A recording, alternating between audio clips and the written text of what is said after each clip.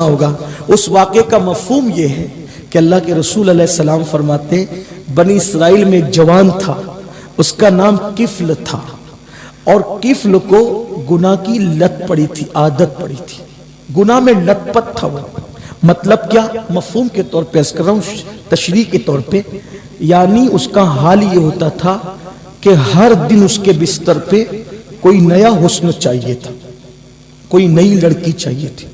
دن کو وہ ڈھونڈتا رہتا کون سا نیا حسن و جمال شباب ملے گا، پٹا پھسلا کے لاتا، بدی کرتا، ہر گناہ کرتا، ہر گناہ۔ بنی اسرائیل میں مشہور تھا گناہ گار۔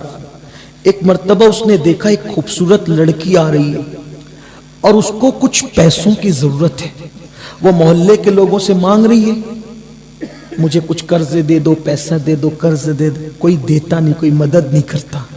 کفل نے سوچا آج یہ مجبور ہے، لوگوں سے قرضہ مانگ رہی ہے، نہیں دے رہے، آج میں اس کی مجبوری کا فائدہ اٹھاؤں گا۔ اتنی بات یاد رکھنا، تھوڑا سا اس پہ میرا تھوڑا تبصرہ سن لیں۔ مجبوری انسان کو کہیں تک بھی لے جا سکتی ہے۔ سنیو مسلمانوں، آج تم یہ رونا روتے ہو نا جلسوں میں، کانفرنسوں میں، لڑکیاں بھاگ رہی ہے، بھاگ رہی ہے، بھاگ رہی ہے، بڑی معذرت کے ساتھ ذمہ دار ہم ہیں۔ ہم کسی بیٹی کو بھاگنے کا شوق نہیں ہے، ہم نے بچیوں کو مجبور کیا ہے۔ جب تم بغیر جہیز کی شادی نہیں کرتے، اس کے غریب ماں باپ کے پاس تمہیں بھیک دینے کے لیے جہیز کی شکل میں جب پیسے نہیں ہوتے، اور وہ بچیاں 35 سال کی عمر میں گھر میں پڑی رہتی ہے، تو مجبوراً پھر وہ اپنے ماں باپ کا بوجھ ہلکا کرنے کے لیے کسی نہ کسی کا ہاتھ پکڑ کے چلی جاتی ہے۔ کتنے ظالم ہو گئے تم، کتنے ظالم ہو گئے۔ 1 لاکھ کی چادر قبروں پر، پیر کی قبر پہ چڑھاتے ہو، اور بیٹیوں کے سر کی چادروں کا خیال نہیں کرتے۔ میرے پیر کو 1 لاکھ کی چادر ریا کے طور پہ چڑھانے کی ضرورت نہیں ہے۔ میرا پیر اگر واقعی اللہ کو راضی کر چکا ہے تو اس کی قبر جنت کے باغوں میں سے باغ ہے، اس سے بہتر لباس خدا نے اس کو عطا کر دیا۔ میں چادر چڑھانے کے لیے منع نہیں کر رہا ہوں، میں موروثی سنی والحمدللہ اور فکر رضا کا ہر لمحہ پابند ہوں، لیکن اتنا ضرور کہتا ہوں کہ چادر 1 لاکھ کی چڑھانے کی بجائے 100 روپے کی چڑھا دے، اور وہ 90,000 اور مزید 900 جو روپیے تیرے پاس بچ گئے ہیں، اس سے کسی غریب کی بیٹی کی شادی کا جہیز کا انتظام اپنے پیر کے نام پہ کر دے۔ اس 1 لاکھ کی چادر سے تیرا پیر جتنا خوش نہیں ہوگا، اس غریب کے سر کے بوجھ کو ہلکا کرنے کی وجہ سے خوش ہوگا۔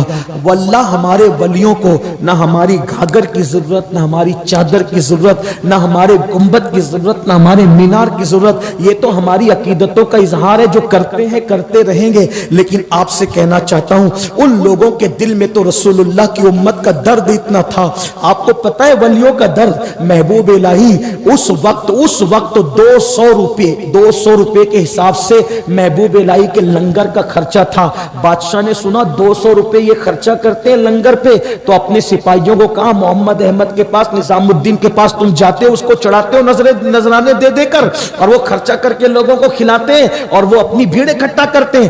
آج کے بعد کوئی ان کو نذرانہ نہیں دے گا، بادشاہ کا کوئی آدمی وہاں نہیں جائے گا۔ میرے محبوب الہی سلطان المشائخ کو پاس بات پہنچی، کہا کہ بادشاہ کہتا ہے کہ ہمارے نذرانوں پر، ہمارے سپاہیوں کے نذرانوں پہ لنگر کھلا کے بھیڑ اکٹھا کرتے ہو۔ محبوب الہی نے فرمایا آج کے بعد لنگر کا خرچہ ڈبل کر دیا جائے، تاکہ اس بدبخت کو پتا چلے میں نذرانوں پر لنگر نہیں کرتا، خدا کی عطا پر کرتا ہوں۔ اور جب لنگر آپ کے سامنے جب سب کو کھلا کر آخری میں محبوب الہی کے آگے لا کے رکھا جاتا، تو لنگر دیکھ کر کے روتے اور رو کے کہتے لے جاؤ۔ ہو سکتا ہے جمنا کے کنارے کوئی بھوکا انسان پڑا ہوگا، اگر وہ بھوکا پڑا اور میں نے کھا لیا تو قیامت میں اپنے نانا کو منہ کیا دکھاؤں گا؟ نظام الدین، میری امت کا کوئی فرد بھوکا جمنا کے کنارے پڑا تھا اور تو پیٹ بھر کے سو گیا تھا، جاؤ ڈھونڈ لو، ہو سکتا ہے کوئی مل جائے تو اس کو کھلا دو۔ ان کے دلوں میں تو امت کا اتنا درد ہے، رسول اللہ کی امت کا۔ اگر تم ان حضور کی امت کے لیے کام کرو گے، ان کے لیے اسکولیں بناؤ گے، کالجز بناؤ گے، ہاسپٹلز بناؤ گے، آپ کو کہتا ہوں اپنے پیر کے نام